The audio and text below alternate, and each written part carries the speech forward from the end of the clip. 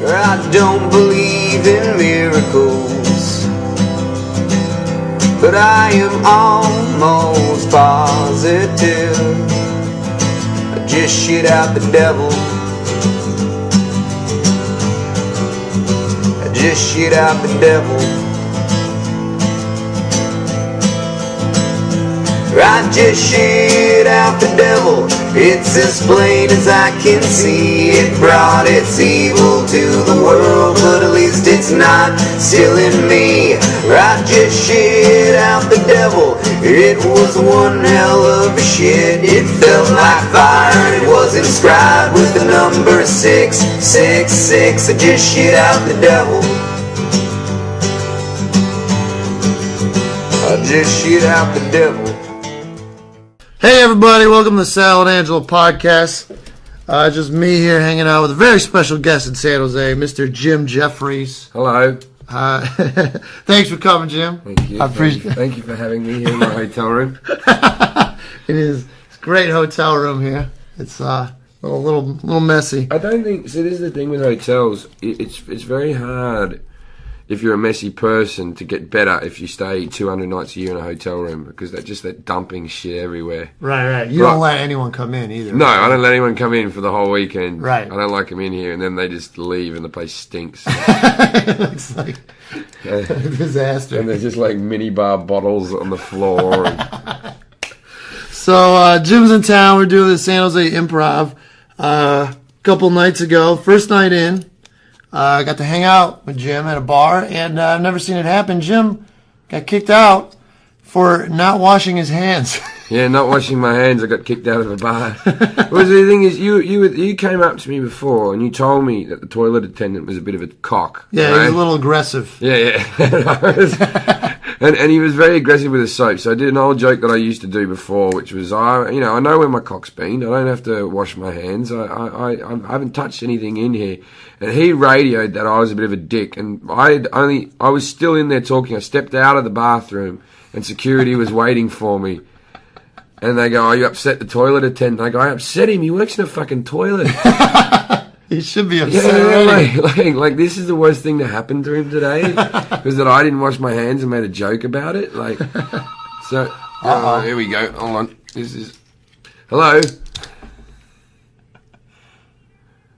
No, I don't need the room cleaned today. All right, thank you. What are the odds? There you go, the room service people. So then the big ass bouncer just pulled So you the out. big ass bouncer pulled me out, and I was very like, oh come on, man. I was like, I tried to play the comedian card, which is that I'm performing over the road, and if you don't let me stay, then I'll tell people not to come to your bar after the gig. So he goes, "I don't care, sir. I don't care. I don't care. It's nothing to do with me. You have to leave the premises. You have to leave." And I was just like, "Are you being a fucking cock, mate?" So they go pay your tab. I'll be with you while you pay your tab. And my tab came to $13 because people have been buying me drinks. Right. So I went, "How can I be drunk off $13? And I was obviously drunk, but I was trying to use that. You weren't really that drunk yet, though. I wasn't really that drunk No. yet. So I was trying to use the rationale, like, I can't be drunk. It's $13. And so then we went next door to a bar called Tres Gringos. Yes, Tres Gringos. Tres Gringos. And we went in there, and as soon as we went there, the security guy really liked us and knew who I was, and so we got on free drinks. And then then we went out on the balcony and we were drinking, and the balcony joins up with the balcony of the other bar. And so I was just saying to the security guard, "You're a cock." Like I'd gotten into this next bar. "You're a fucking cock." And he kept flicking them off like Australian style. Yeah, I was doing the two fingers like, "Fuck you.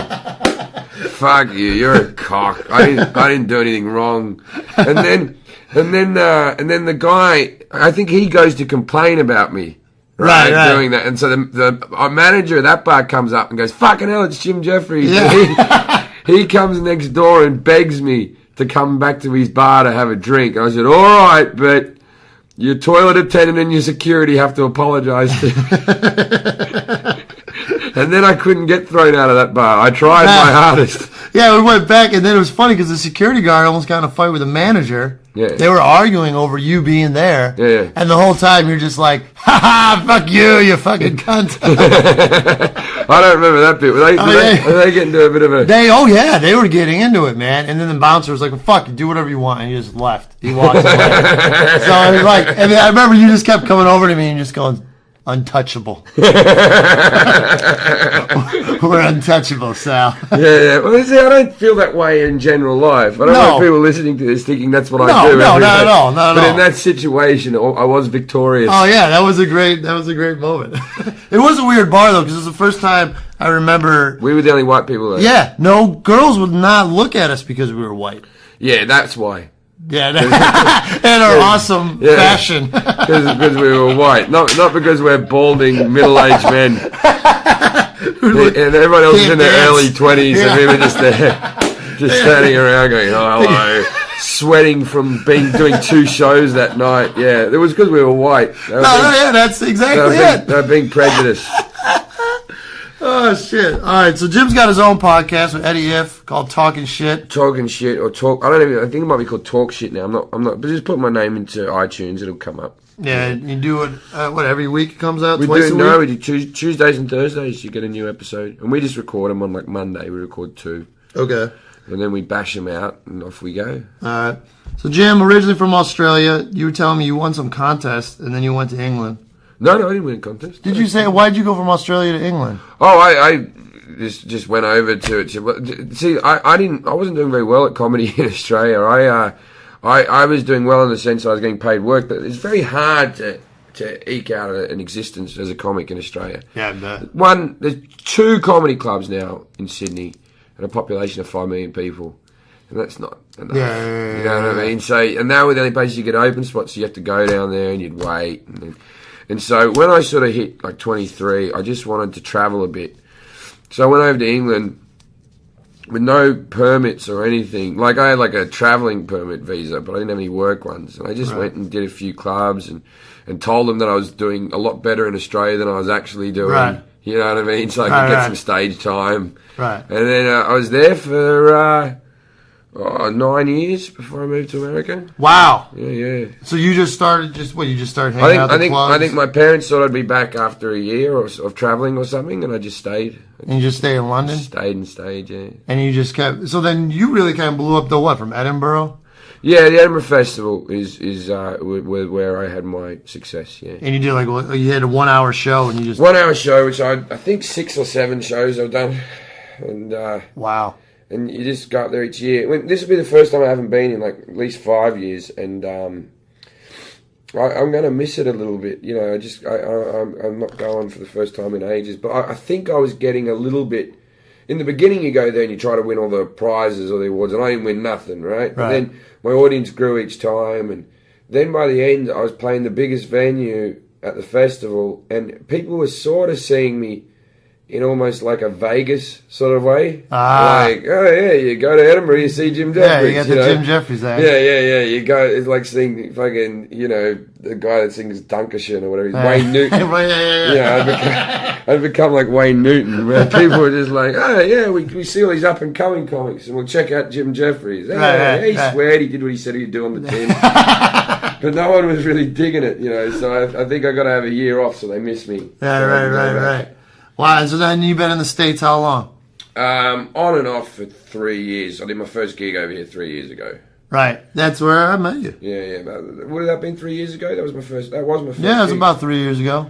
Yeah, that was the first time I'd set foot in America to do comedy, and I remember because I came over here, and I had I hadn't.